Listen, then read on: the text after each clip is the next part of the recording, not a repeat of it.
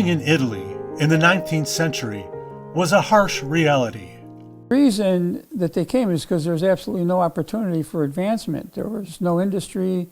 The Risorgimento had just taken place with the unification of Italy, and all the resources went up north, and none of the resources came down south. So if you were born in a poor family, very little opportunity to get ahead. The Italian immigrants who arrived scratched out a living, working construction along the West Shore Railroad, laboring in the Geddes salt sheds, or simply peddling their wares. And they faced resistance from some of the Northsiders who were already here. They had a lot that they had to deal with when they first came into the Syracuse Northside. The German parents wouldn't let their kids play with the Italian kids. The Northside originally was, I believe, mostly Irish, so there was a little bit of clashing. Sometimes it broke out into some words and then maybe a little fisticuff. My great-grandparents were Angelo was my great-grandfather, and Angelina was my great-grandmother. The Angeloros arrived in Syracuse in the early 1890s. They were from a little town called Montecorvino in Italy, near Salerno. He started out in the early 1890s opening a groceria here on Belden and State Street.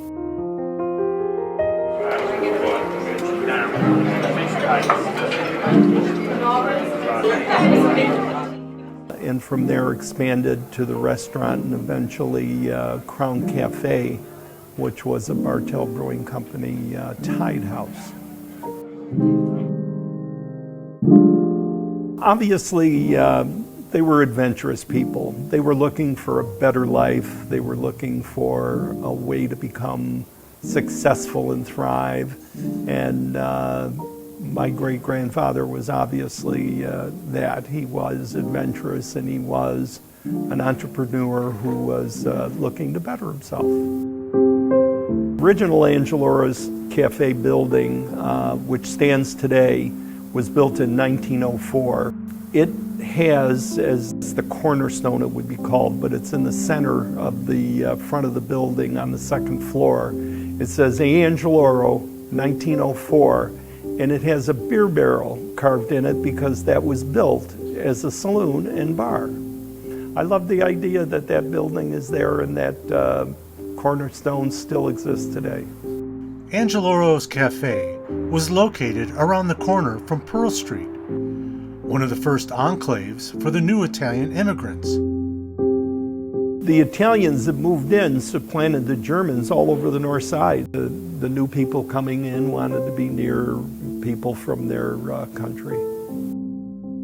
Pearl Street was also the original home of the Central New York Regional Market, a convenient source of employment.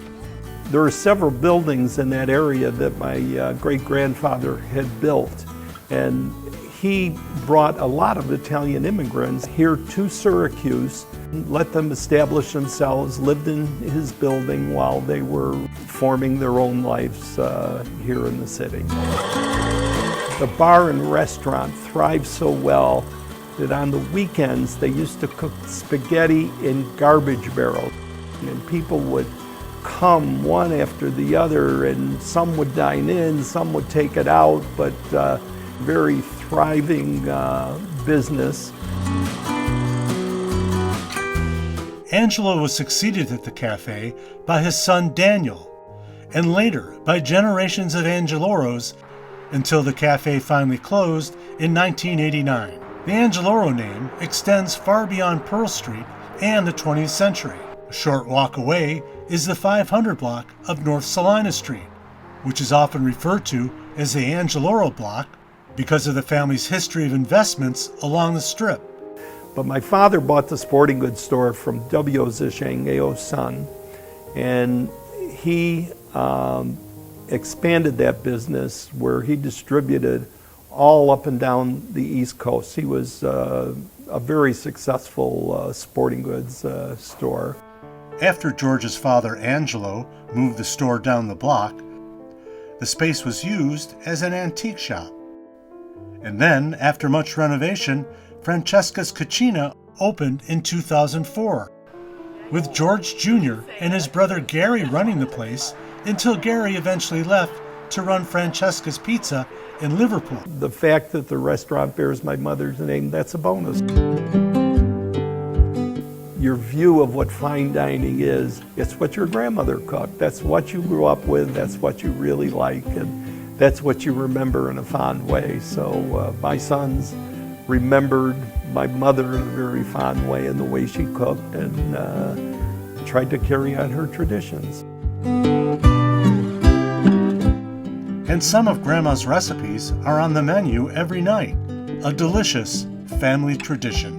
Eating at Francesca's is like eating at a family restaurant.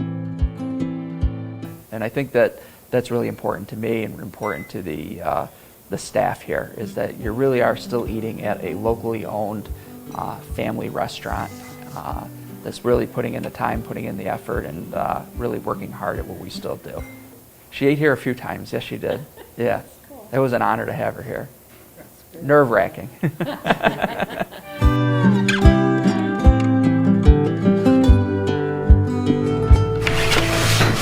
Where there's Italians, there's always good bread. So it made sense that Columbus Bakery opened on Pearl Street in the heart of this pioneering Italian neighborhood. This was opened in 1895 by 7 Italian guys way back in the day, and it was open 24/7.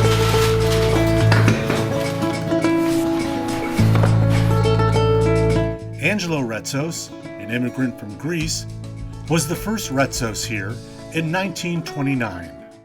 And then maybe a few years later, they asked him to be a partner. The Retzos family was from Proti, Greece, a small village in northern Macedonia, Greece. Thank you. Angelo had left behind his wife Angelina and infant son George. 2 of the 7 originals got out. My grandfather came in, and that's how he got involved. Times were tough. Angelo supported his family from afar, while young George was raised by his uncle. And then in 1948, he and his mother finally emigrated to America. At 19 years old, finally meeting the father he had never known. The torch was passed. Ever since, there's been a member of the Retzos family working here, with George passing the business on to his son Jimmy, and Jimmy passing it on to Jimmy Jr. And now my grandson works here. So I was 3rd generation. Now there's a 4th generation, possibly 5th and 6th. Who knows? I've been coming here for what, 40 years?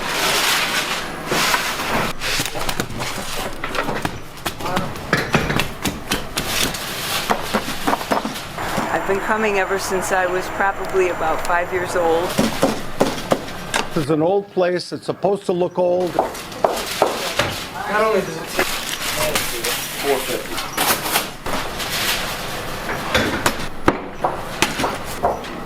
Next door, over here, there was a candy store. Rosie Fatello owned the building. The bakery was here. The next room was a meat market. And the last room on the corner was a bar. This is my 9th year. My nose found this place. When I first moved here, I was running downtown and I smelled bread baking and I just followed my nose and I came here. The factories were working, 3 shifts. There's 1,000 people a day here. They would come, throw money down. They didn't speak English or anything. They're Italian people, they're German people, they're all kind of different nationalities. Building next door, the apartment building, there were all Greeks and Macedonians there. Most of them worked here.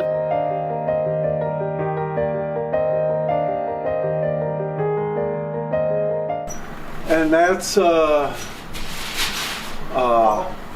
I don't even know his American name. They called him Ilce. Look at that, it's like a Bonnie and Clyde car. That's what we used to deliver. But that's like our first Columbus Bakery truck. And that was one of the owners back then. That cash register has been there since I was 14 years old. I don't know how old it is. That's my dad, George. This is Theodore. And that's Vancho. And they all worked here. And it was funny, you know, I didn't understand the language then, but I just was laughing all day because of their antics and their yelling and that blah, blah, blah, and it was a lot of fun. I grew up here.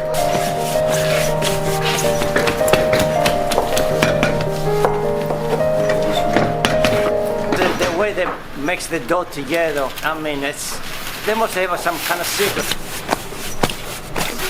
And I still say they got the best bread in town.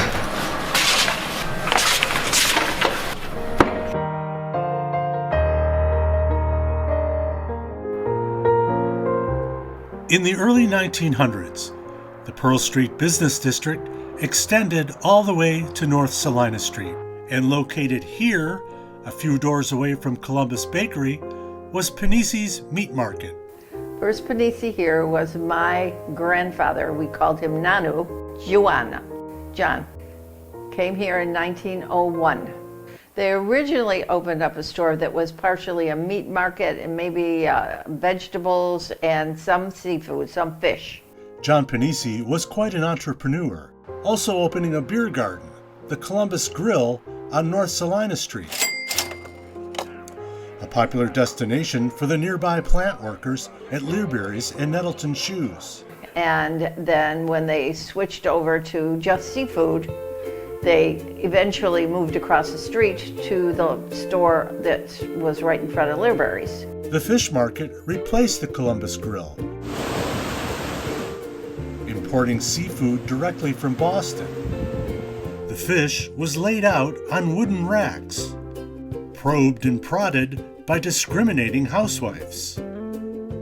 Eels, squid, and haddock at 19 cents a pound. Better grab it while you can, before the good stuff's gone. For 78 years, the store was a corner fixture, when every day was Friday.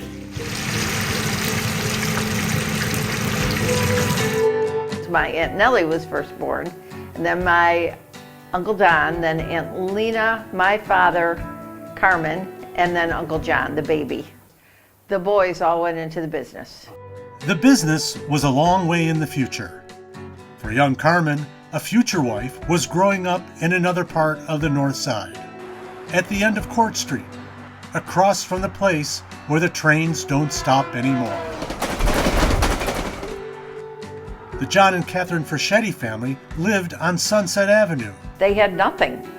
They really started from nothing, and it was a tough life for them. It really was, especially with 11 children. My grandmother had a chicken coop in the back. She would go into the coop. She would pick out the chicken that she wanted for dinner. She would pull it out, and then she would go, and she would crack its neck. And then, of course, you have to let the bird bleed. So she would hang it upside down. She'd slit its throat, and it would bleed. And that would be dinner. It was easy to see why Carmen Pennisi fell for the Fraschetti's beautiful daughter, Mary. But the romance faced a major obstacle. My uncles, her brothers, were very, very strict about who she dated. But when she met my father and he met them, they knew that he was okay. A few months after the wedding, Carmen was deployed to Europe. First Lieutenant Pennisi served with the 275th Armored Artillery Battalion, participating in the Battle of the Bulge, and returning home with a Bronze Star. Eventually, Uncle John had a store in Fairmont. And then he closed that up and he went to Burnett Avenue. And Uncle Don had a store on Erie Boulevard.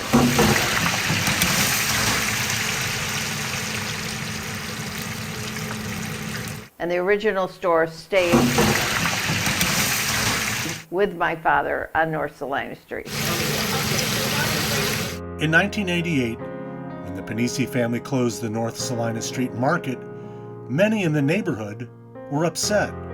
Yeah, I would imagine because it was a mainstay. That was the store that had been there for the longest. It really kind of started the neighborhood. It was a very sad day, the day that they closed the fish market. I remember my father sitting in the car across the street watching them tear the building down. It was very, very sad. Eels, squid, and haddock at 19 cents a pound. Yeah, you better grab it while you can, before the good stuff's gone.